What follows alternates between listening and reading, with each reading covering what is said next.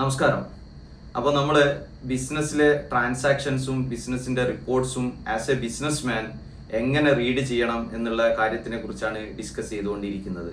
അപ്പം ബിസിനസ്സിൽ നടക്കുന്ന എല്ലാ ട്രാൻസാക്ഷൻസും നമുക്ക് വളരെ ഈസിയായി, അതായത് ക്യാഷ് വന്നാലും പോയാലും പർച്ചേസ് ചെയ്താലും സെയിൽസ് ചെയ്താലും ഇതെല്ലാം നമുക്ക് വളരെ ഈസി ആയിട്ട് കാറ്റഗറൈസ് ചെയ്യാൻ പറ്റും. അതിൽ 4 ടൈപ്പായിട്ടാണ് നമ്മൾ ബേസിക്കലി ഏതൊരു ബിസിനസ് ട്രാൻസാക്ഷനും നമ്മൾ കാറ്റഗറൈസ് ചെയ്യുന്നത്.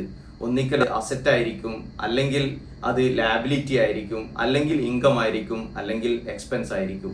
ഇത്രയും ഈസിയായി നമുക്ക് ഫസ്റ്റ് തന്നെ ട്രാൻസാക്ഷനെ കാറ്റഗറൈസ് ചെയ്യാൻ പറ്റും. അപ്പോൾ അസറ്റ് എന്ന് പറഞ്ഞു കഴിഞ്ഞാൽ നമുക്ക് എന്താണ് നമ്മളെ കയ്യിലുള്ളത് എന്നുള്ളതാണ് അസറ്റ് എന്ന് പറയുന്നത്. അതായത് നമ്മളെ കയ്യിലുള്ള ക്യാഷ് ആവട്ടെ, നമ്മളെ കയ്യിലുള്ള സ്റ്റോക്ക് ആവട്ടെ, നമുക്ക് കിട്ടാനുള്ളതാവട്ടെ, അതേപോലെ തന്നെ നമുക്ക് എന്താണോ നമ്മളെ വെഹിക്കിൾ ആവട്ടെ, മെഷീനറി ആവട്ടെ, നമ്മളെ റിസീവബിൾസ് ആവട്ടെ, ഇങ്ങനെ നമ്മളെ സംബന്ധിച്ചിടത്തോളം ഒരു ബിസിനസ്സിനെ സംബന്ധിച്ചിടത്തോളം എന്തൊക്കെ നമുക്കുണ്ടോ അതാണ് ഫസ്റ്റ് അസറ്റ് എന്ന് പറയുന്നത്. അസറ്റ് എന്ന് പറഞ്ഞാൽ അതൊരു സ്ട്രെങ്ത് ആണ്.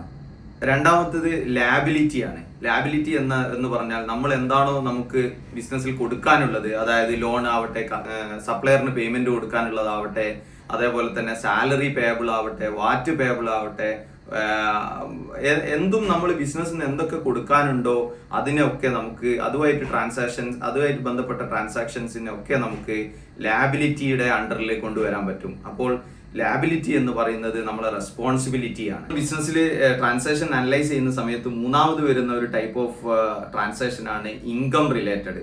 ഇൻകം നമുക്ക് മെയിൻ ആയിട്ട് വരുന്നതെന്ന് പറഞ്ഞു കഴിഞ്ഞാൽ ഒന്നിക്കെ സെയിൽസ് എന്നായിരിക്കും, അല്ലെങ്കിൽ കമ്മീഷൻ റിസീവ്ഡ് ആയിരിക്കും, അല്ലെങ്കിൽ ബ്രോക്കറേജ് റിസീവ്ഡ് ആയിരിക്കും, അല്ലെങ്കിൽ വല്ല റെന്റൽ ഇൻകം.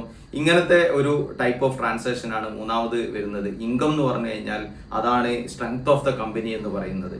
നാലാമത്തെ ടൈപ്പ് ഓഫ് ട്രാൻസാക്ഷൻ എന്ന് പറയുന്നത് ഈ ബിസിനസ് ചെയ്യാൻ വേണ്ടി, നമുക്കൊരു ബിസിനസ് റൺ ചെയ്യാൻ വേണ്ടി നമ്മളെടുത്തു നിന്നും പോകുന്ന പൈസയാണ് എക്സ്പെൻസ് എന്ന് പറയുന്നത്. അതായത് അത് എന്തൊക്കെ ടൈപ്പിൽ നമുക്ക് പോവാം. നമുക്ക് സാലറി ആയിട്ട് പോവാം, റെന്റ് ആയിട്ട് പോവാം, ഇലക്ട്രിസിറ്റി ആയിട്ട് പോവാം, ഫ്യൂവൽ ആയിട്ട് പോവാം, മാർക്കറ്റിംഗ് ആയിട്ട് പോവാം, ടെലിഫോൺ എക്സ്പെൻസ് ആയിട്ട് പോവാം. അപ്പോൾ എക്സ്പെൻസ് എന്ന് പറഞ്ഞു കഴിഞ്ഞാൽ നമ്മളെ ചുരുക്കി പറഞ്ഞു കഴിഞ്ഞാൽ കോസ്റ്റ് ഓഫ് സർവൈവൽ ആണ് എക്സ്പെൻസ് എന്ന് പറയുന്നത്.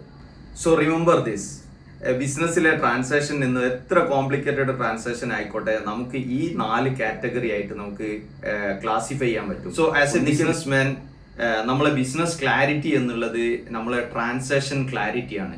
അപ്പോൾ ഈ ഓരോ ട്രാൻസാക്ഷൻസും നമ്മളെ പ്രോഫിറ്റ് ആൻഡ് ലോസ് അക്കൗണ്ടുമായിട്ടും ബാലൻസ് ഷീറ്റുമായിട്ടും എങ്ങനെ കണക്ട് ചെയ്യുന്നുണ്ട്, അല്ലെങ്കിൽ എന്താണ് കണക്ഷൻ വരുന്നത് എന്നുള്ളത് നമ്മൾ നെക്സ്റ്റ് എപ്പിസോഡിൽ ഡിസ്കസ് ചെയ്യും.